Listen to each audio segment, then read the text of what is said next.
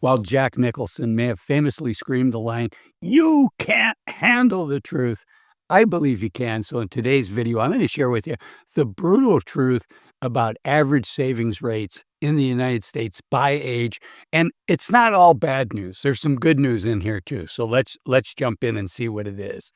Okay, let's just jump right in. And there's a difference between savings and net worth. And the biggest difference is, in addition to your savings, your net worth would, for most people, include the value of the home equity, if any, that they have.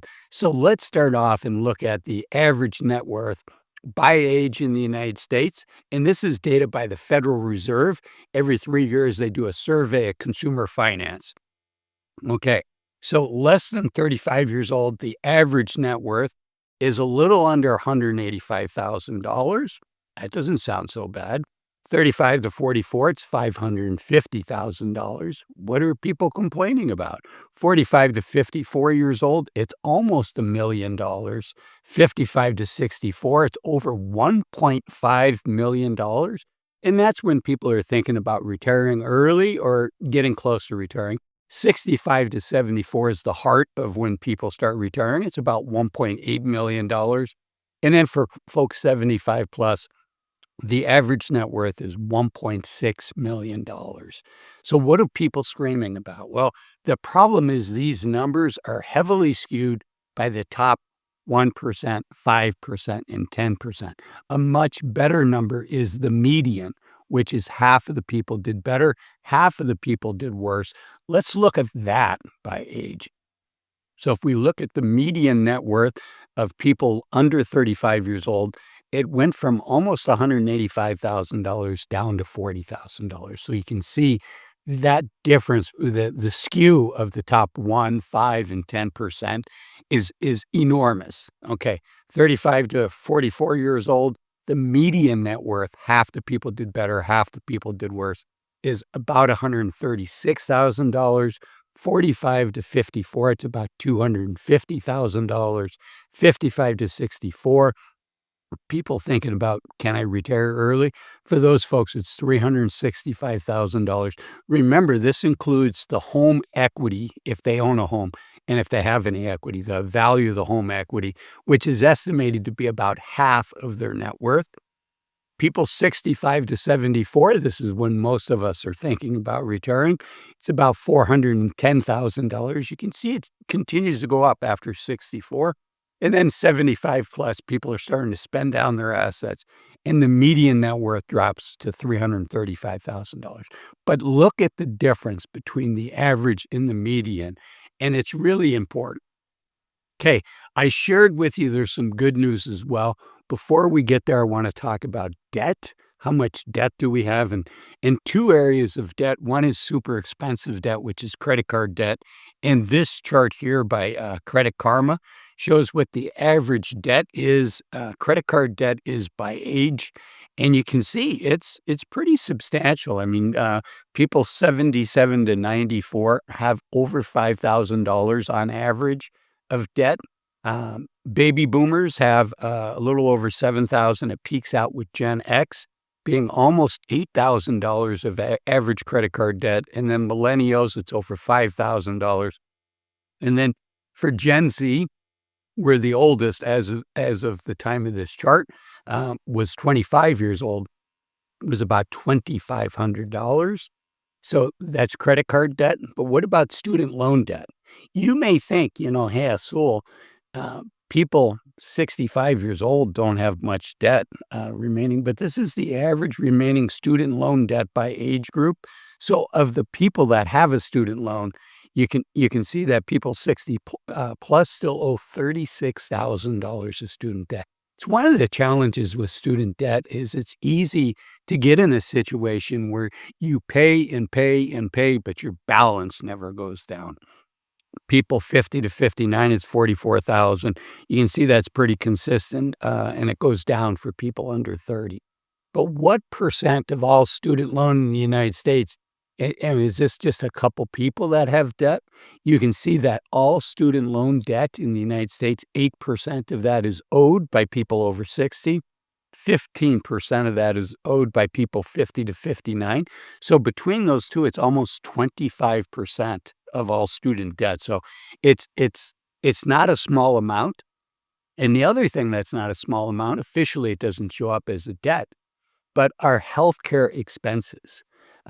As we approach 65, many of us are hoping, you know what, Medicare is going to take care of our healthcare expenses, and it will take care of a lot of our healthcare expenses, but unfortunately not all of our healthcare expenses.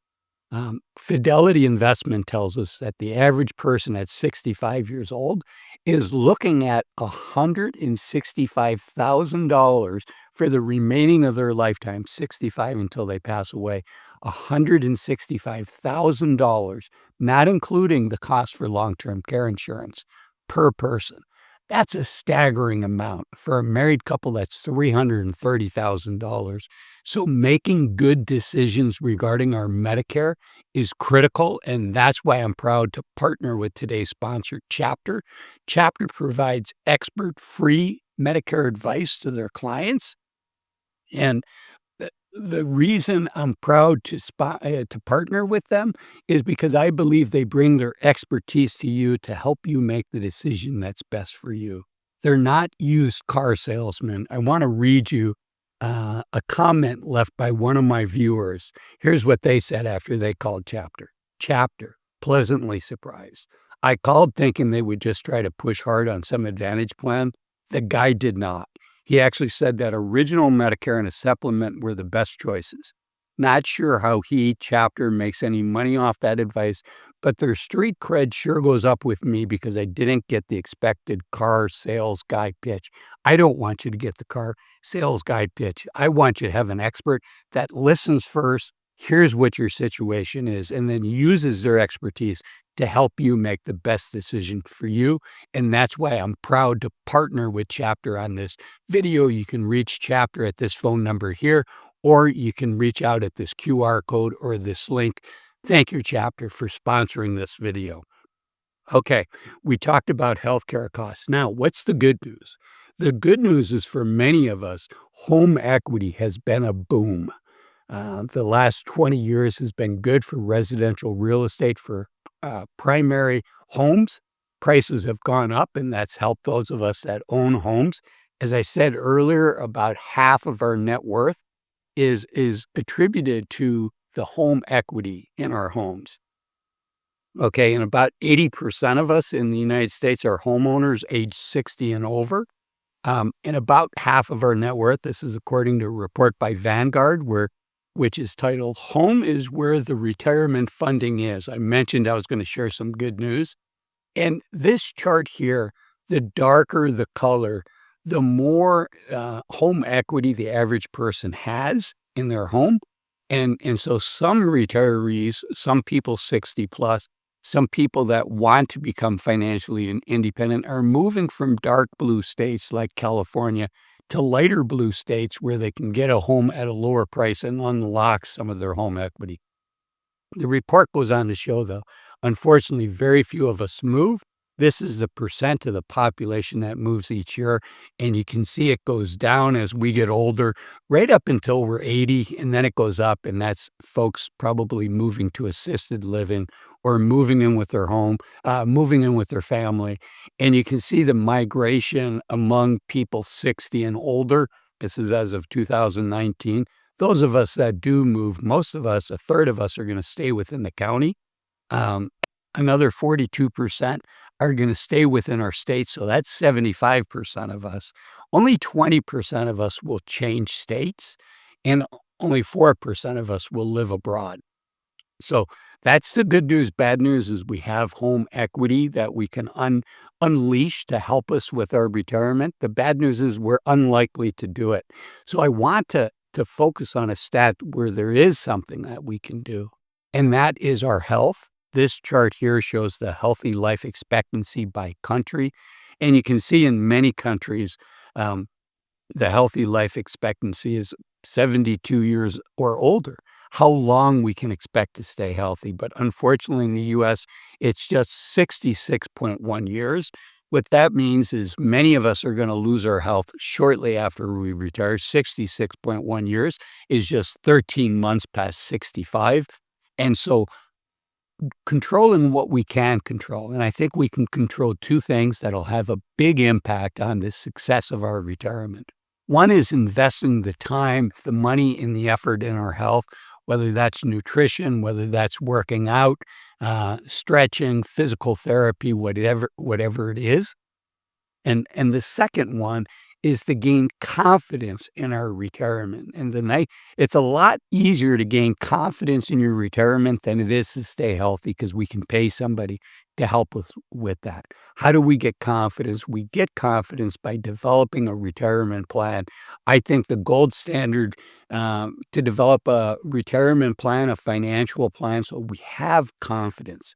We can create our own financial plan, but if we don't have confidence in the money and in the numbers, it's worthless, right? What we want is to have confidence that we can spend that money and not put our financial future at risk, and also confidence um, that we don't have to sacrifice unnecessarily. Neither one of those two are a good thing.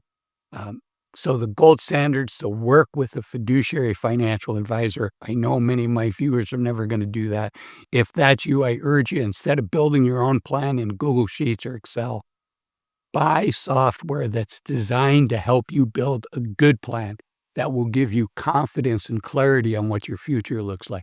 That'll give you the freedom to actually spend the money that the plan says, and give you the peace of mind to know you're not going to run out of money in retirement. The software that I like that's designed for people like you and I, super affordable. It's called Bolden. You can get Bolden at this link here. I am an affiliate. The video is not sponsored by Bolden. It's sponsored by Chapter. Thank you again, Chapter, for sponsoring this video. And if you like this video, the next video of mine that I'd like you to think about watching is, what are the 8 things that you can stop doing now in order to enjoy your journey to retirement? You can see it here. Thanks for watching this one. Bye-bye.